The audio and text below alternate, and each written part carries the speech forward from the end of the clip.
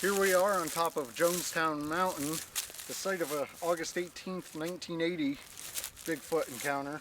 As two men were driving on the road a couple hundred yards over there, they seen a Sasquatch cross the road and come this direction.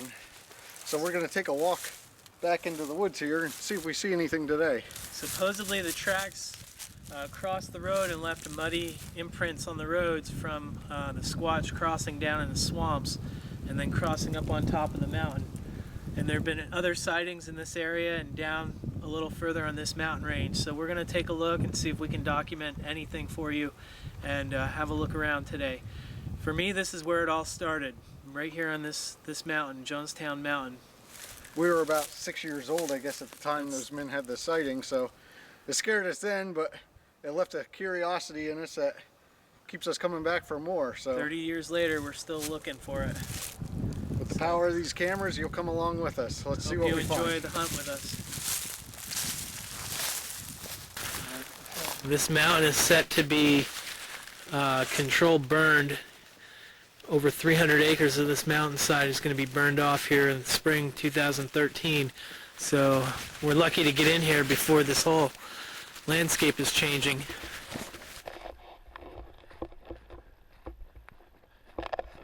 This area is an area that has been reported over and over of many sightings. People have reported tracks in the snow, tracks on the roads, seeing creatures, bipedal creatures crossing the mountain roads here, and this is where we're looking today. Well, we had an experience here too. That several years back, we started walking back in here and we heard this loud, high-pitched screaming noise. We never did figure out what that was, but we never heard anything else like it. No. We were also back here one time just before dark and had something following us. Foot-like steps were following us, and as we tried to approach the direction the sound was coming from, the sound would stop. At one point we went down over a hill to where the sound would have been, and there was nothing there. It was a very eerie feeling to be up here in these woods at night, knowing you're being followed and then nothing being around. Anyway, I'm Mike Babursky, part of the Pennsylvania Sasquatch Association, locally based out of Berwick, Pennsylvania. And this is Steve Schultz, co-founder of the Pennsylvania Sasquatch Association. And as we said before, this has been something that's intrigued us, and it's been our passion for 30 plus years. You can see we're really high in elevation up on top of a mountain range here.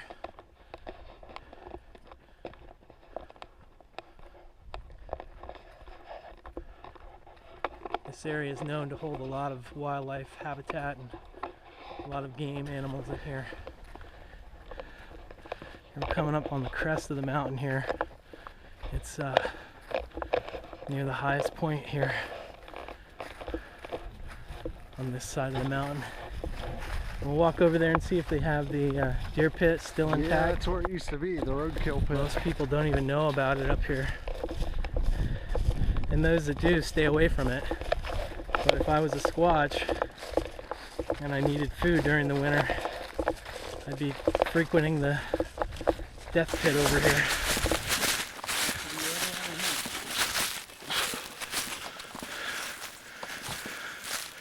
Is it there, or is it up here on the point?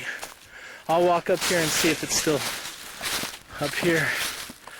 I'm not really sure where. And up here is our pit that's filled with dead, mostly decayed now, deer, roadkill. You can just see a variety of different bones in here, and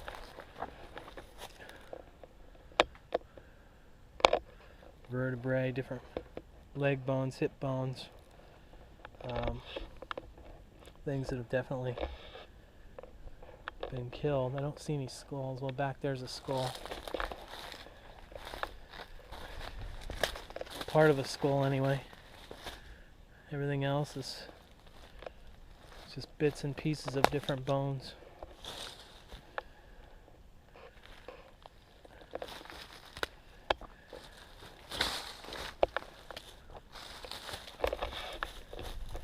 There's some teeth. Lots of bones in the pit. What do you think? Think a Squatch would visit this site to Definitely. pick through what's left? That's free food. Free food, free buffet. I don't think any Squatch is going to turn that down. Or any person. It's kind of creepy to see it. Yeah. Look at the teeth over here. And I saw the teeth and there's partial skull. That's a Squatch buffet.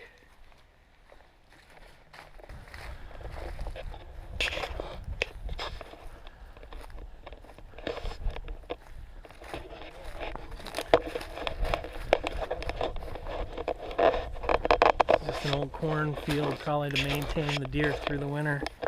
A lot of corn has been eaten off. A lot of corn is on the ground here yet. A lot of corn stalks still standing. So if you needed to have some corn during the winter, if you were a Squatch, I suppose this would be a good place. Corn was never harvested or cut, so it would be a good place to stop by and have a treat. Something different than the typical carnivore would be eating. Assuming that Squatches are omnivores, they eat meat and plants.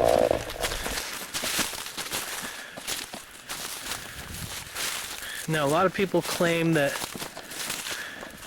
Sasquatches are nocturnal creatures, nocturnal animals, but most of your sightings are reported during the day, so that means to me they're diurnal, which means they come out in the day. They could also come out at night, just like people.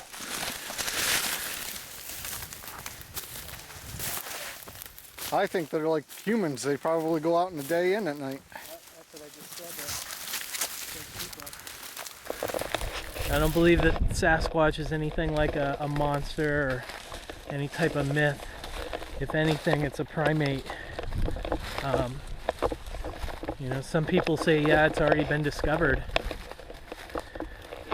Some people think it's the missing link. Some people believe that it's directly related to humans. Could be like the Gigantopithecus that's said to have died off. It's a really nice day to be up here. It's been pretty quiet so far. Yeah, not much signs of life, other than some birds. Here's a view of the other side of the valley. Just some breathtaking scenery up here.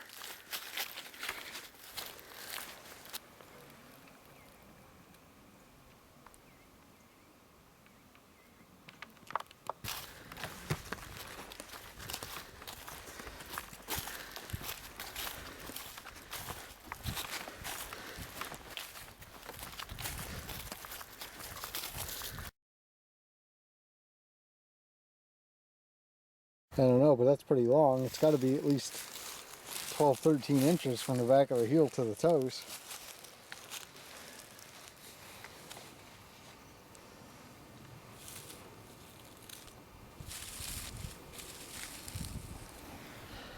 Looks like at least 3 toe prints there. I don't know. And here was the back of the heel. Right here? Yeah, I think so.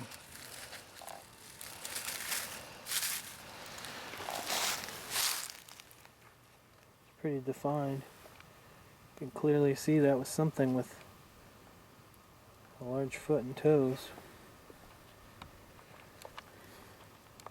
Again, we're in a pretty famous area for Squatch activity, so